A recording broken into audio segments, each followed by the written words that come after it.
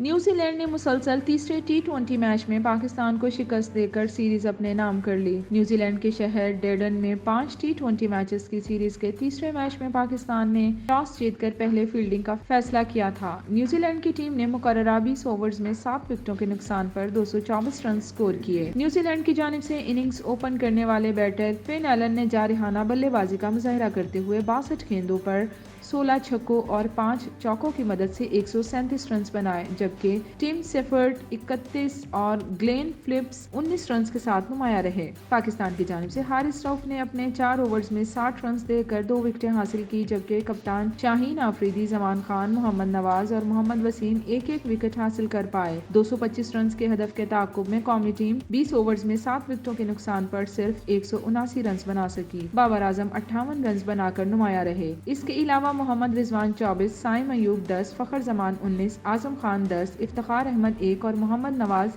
28 runs بنا کر out ہوئے۔ کپتان شاہین شاہ آفریدی 16 اور وسیم جونیئر نے 1 رن بنایا۔ پاکستان کی جانب سے میچ کے لیے 3 بڑی تبدیلیاں کی گئی تھیں۔